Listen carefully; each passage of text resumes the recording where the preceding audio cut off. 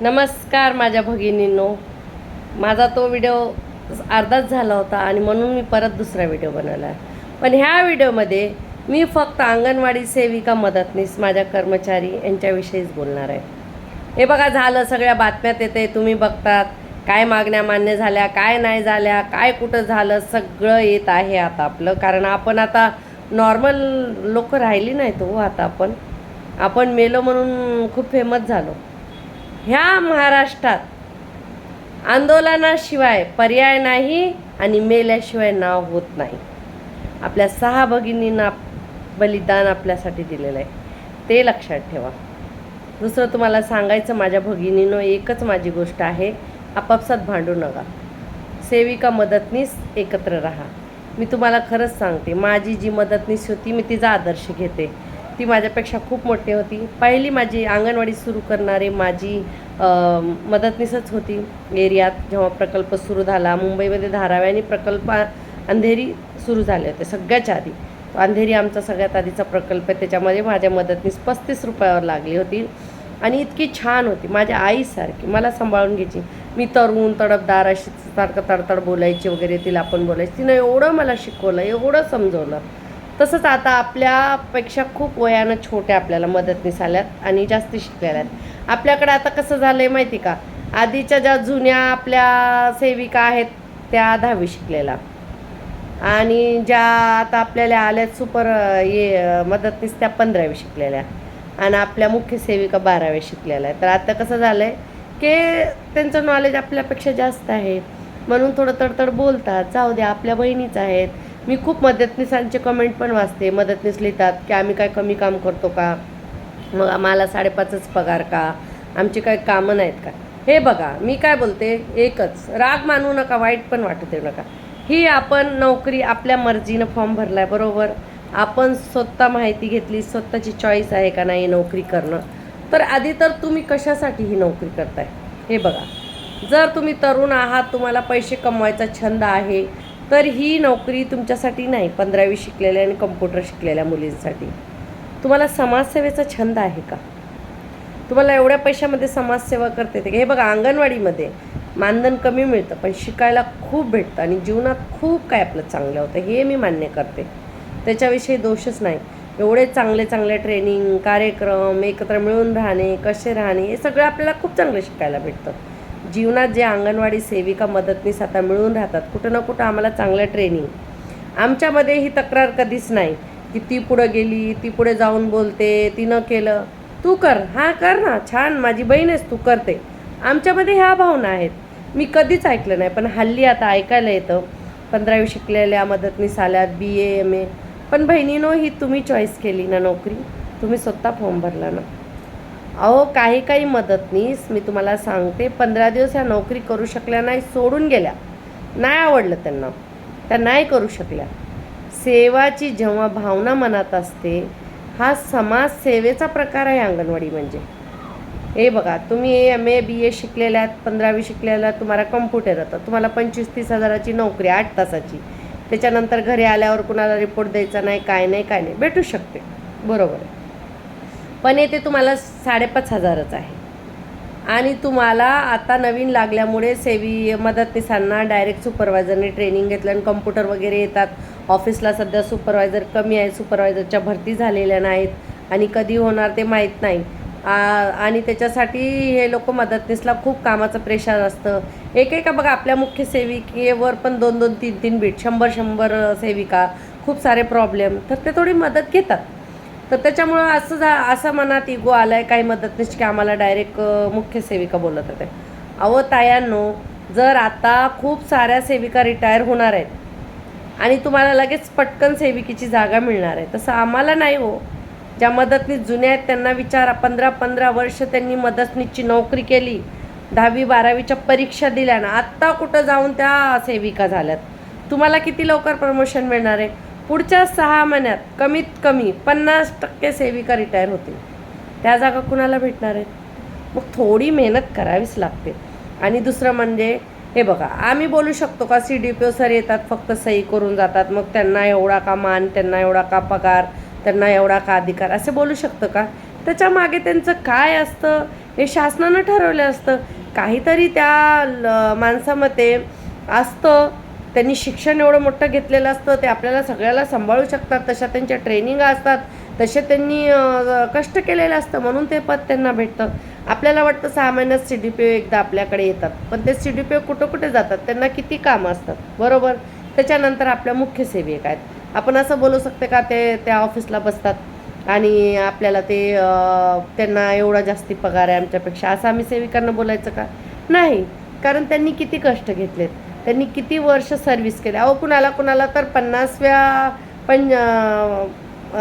वयी supervisor होतात आणि लगेच रिटायर होतात, असं आहे ना. मग तुम्ही असे कमेंट करता, मदतनीस ज्या नवीन आलेल्या आहेत, थोडं लक्षात ठेवा की तुम्ही मदतनीस आहात म्हणजे तुम्ही अंगणवाडीची मदतनीस आहात.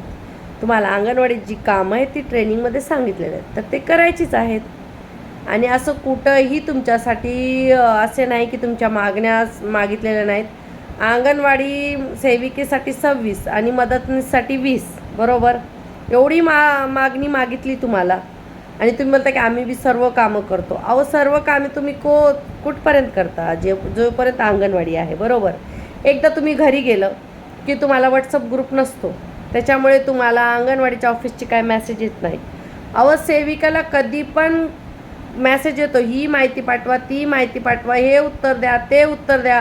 कुपोषण एरियात झालं सेविका, वजन बाळाचं कमी झालं सेविका, खाऊमध्ये काही प्रॉब्लेम झाला सेविका, THR वेळेवर नाही आला सेविका, कुणाला उत्तर द्यायचं असलं सेविका, अंगणवाडीचे भाडे घरवाल्याला नाही मिळत सेविका.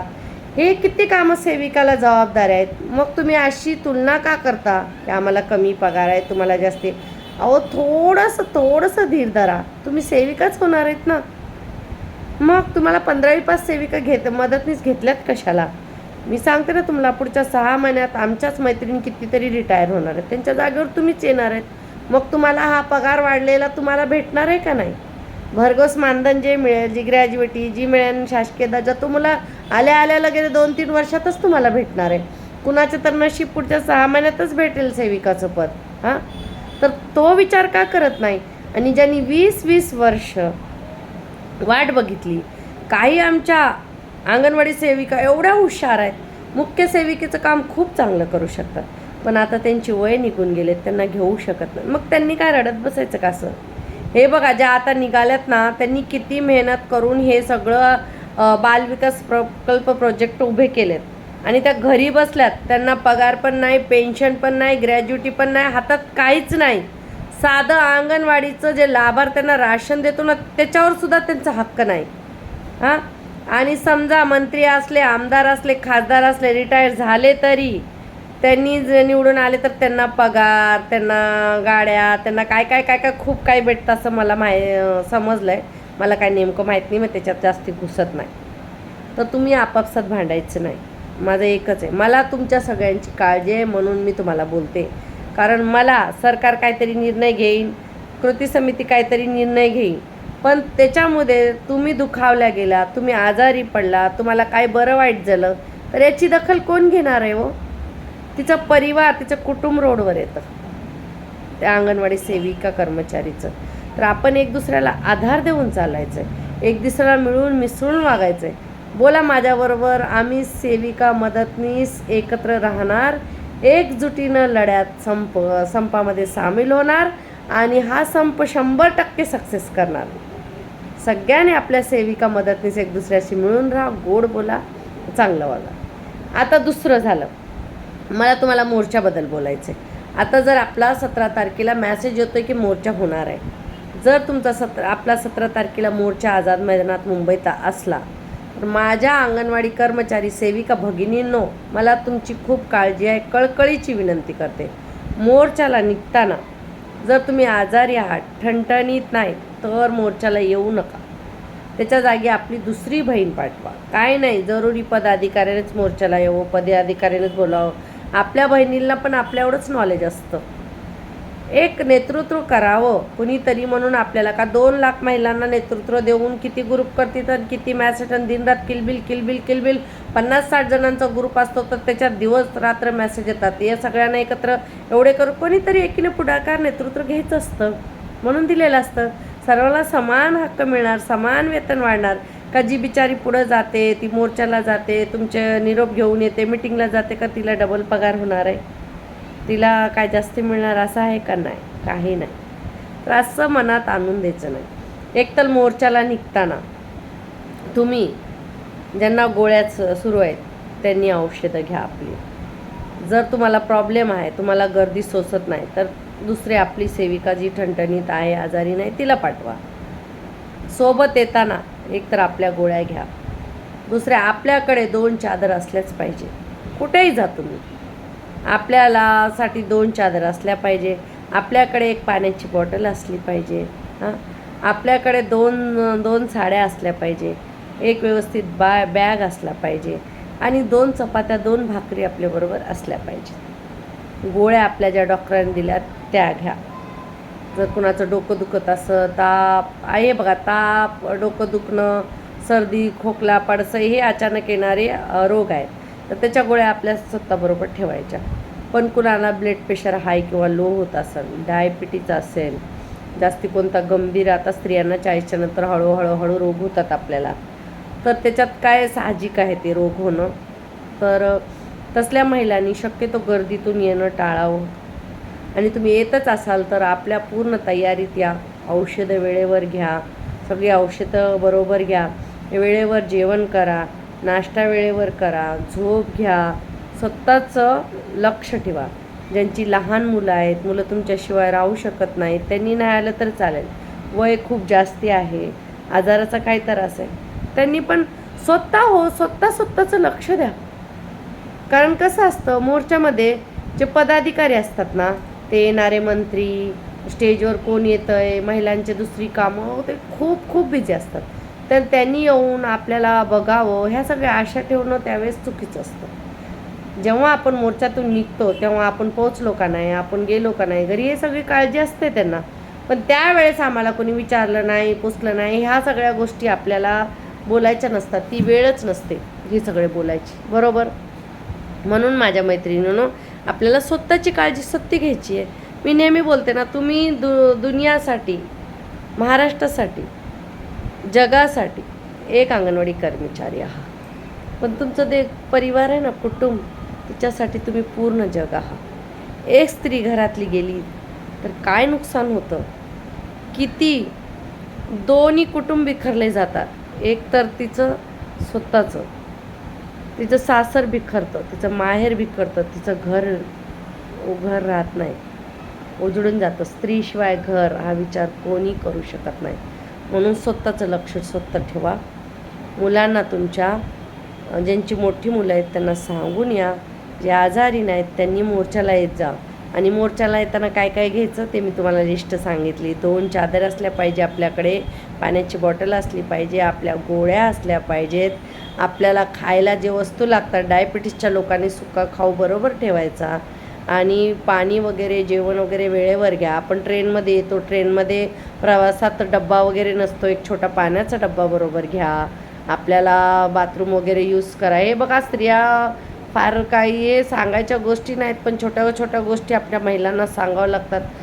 लघवीना वेळेवर न जाणे, पाणी वेळेवर न पिणे, याच्यामुळे पण ब्लड प्रेशर हाय लो होतो आणि आपल्याला तिथं गर्दीत बसायचं असतं.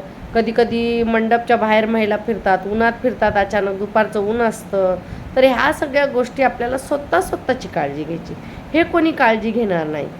हे बघा, मरणं आणि जगणं हे तर वरी बसलाय, तो त्याच्या हातात आहे, पण काळजी घेणं तर स्वतःच्या हातात आहे का नाही? तुम्हाला आनंदाने, जसं तुम्ही मोर्चाला आला, कधी कधी आपल्याला नाराज होऊन जावं लागतं, शासन आपलं ऐकत नाही, तर कमीत कमी आपल्या घरासाठी तरी जा. आप मेला जग बुडाले, मी तर हेच म्हणते. तुम्ही नाही तर त्या पैशाचा, त्या शासकीय दर्जाचा, त्या ग्रॅज्युएटीचा, त्या वस्तूंचा काय फायदा आहे हो? काय फायदा आहे त्याचा? हां, आपण म्हणतो आम्ही तुमच्यासाठी गेलो. हे बघा, आता ग्रॅज्युएटीच्या अंगणवाडी सेविका सगळ्याच आहेत, आपण जाता सध्या कामावर. पण ज्या रिटायर झाल्या, रिटायरसाठी त्यांनी पेन्शन योजना केली, तर त्याचं कामावर असणाऱ्या महिलांना काय फायदा आहे? आणि कामावर असलेल्या महिलांना तुम्ही आता पगार वाढवला, तर ते ज्या रिटायर झालेल्या महिलांना त्याचा काय फायदा आहे? सगळ्या वेगवेगळ्या माहिती आहेत. आमच्या 50 मागण्या पेंडिंग आहेत आणि मग 50 संघटना तयार होतात आणि 50 वेळेस मोर्चे काढतात. तर तुम्ही एकदाच बसवा मंत्रिमंडळ आमच्या शिष्टमंडळाला आणि एकदाच या 3 मोठ्या मागण्या आमच्या मान्य करा ना. हे छोट्या छोट्या मागण्या चालतच राहतील.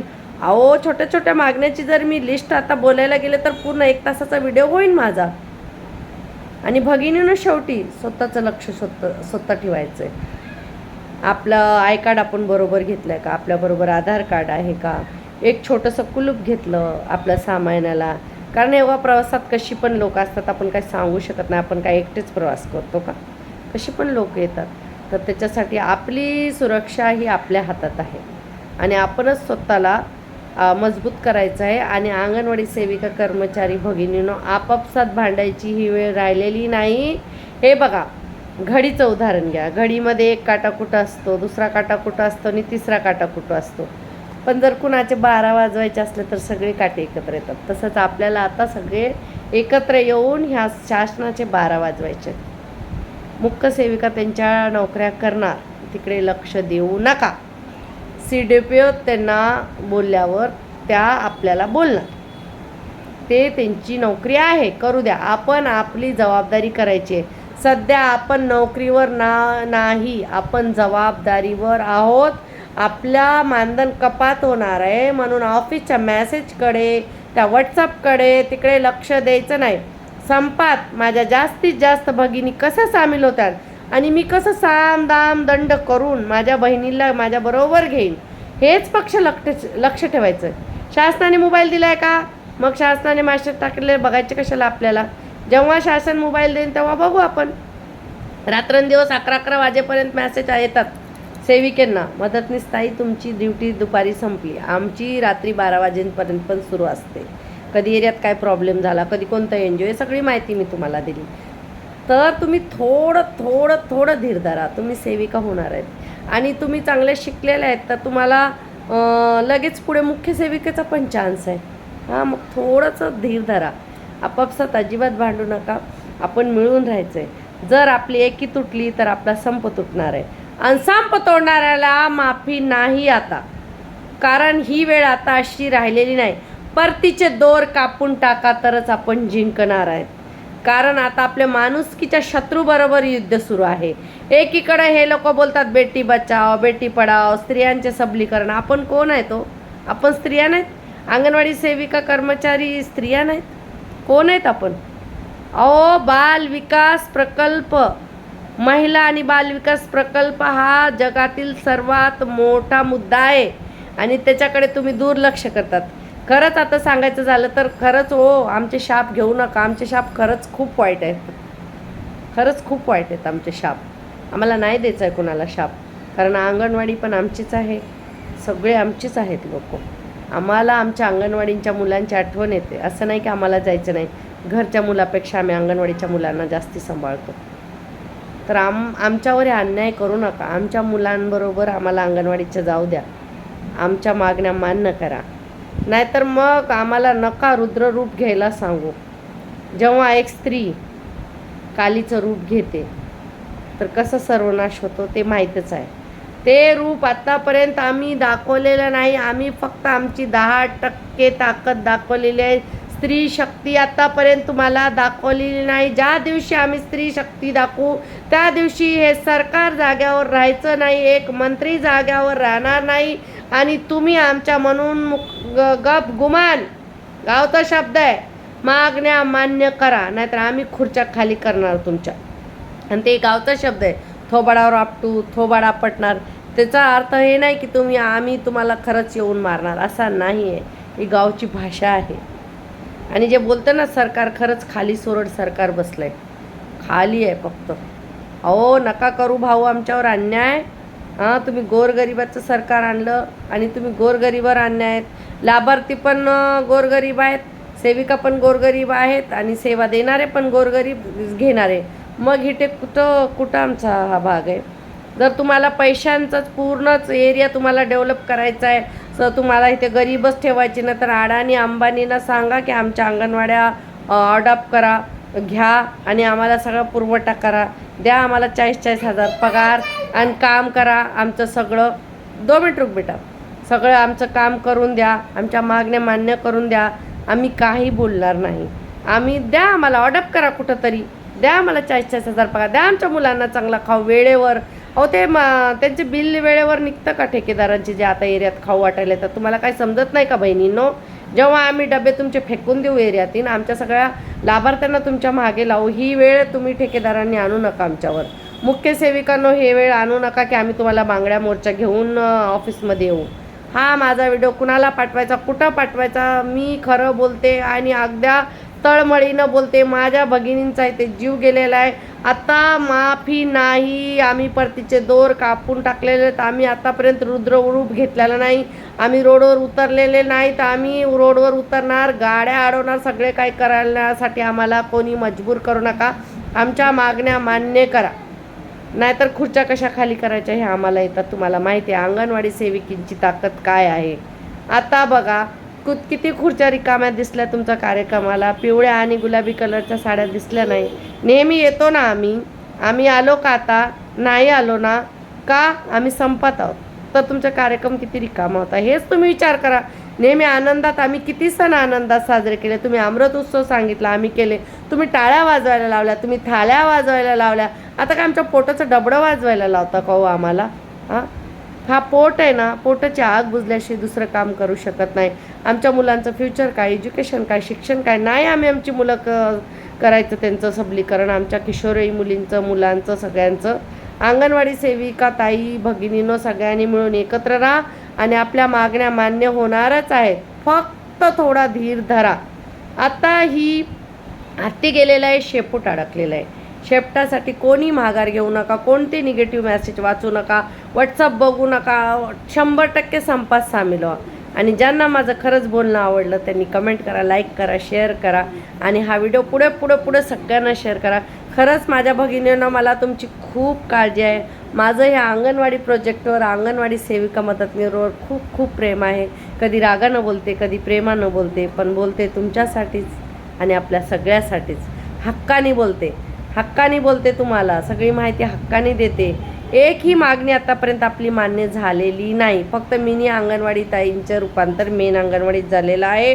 दुसरे आपली ग्रॅज्युटी, पेन्शन याच्यावर सरकार बसत नाही, चर्चा करत नाही, मुद्दा मांडत नाही, ऐकून घेत नाही, बोलायची त्यांच्याकडे वेळ नाही.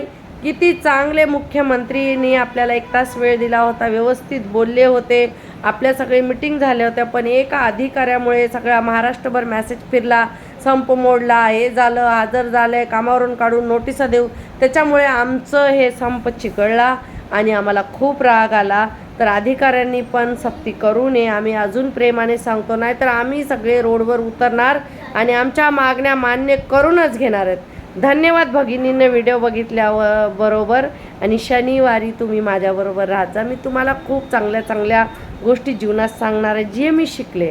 माझे 15-20 वर्ष शिकण्यामध्ये गेले, पण मला वाटत नाही की तुमचं 15-20 दिवससुद्धा वाया होऊ नये. कारण जीवनात गेलेली वेळ परत येत नाही. तुम्ही 1 करोड आणू शकता, तुम्ही काही आणू शकता, पण ती 1 सेकंद तुमच्या जीवनातला परत येत नाही. म्हणून वेळेचं महत्त्व घ्या आणि कामावर लागा माझ्या बहिणीनो. आपण सगळे संपात आहोत. पूर्ण महाराष्ट्राच्या 2 लाख अंगणवाडी कर्मचारी संपात आहेत आणि आता त्यांच्याबरोबर एरियातल्या 5-5 महिला उतरणार आहेत.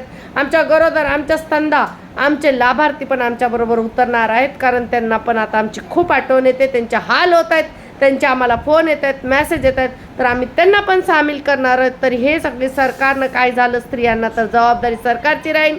आणि याच्या पुढे जर आमची एकही महिला गेली, काय तिला दुःख झालं, ती दगावली, तर आम्ही ह्या सरकारवर केस करणार आहेत, या शासनावर केस करणार आहेत, आम्ही ह्या रुबेल मॅडमवर केस करणार आहे. हे सगळ्यांनी लक्षात ठेवा. धन्यवाद माझ्या ताईंनो.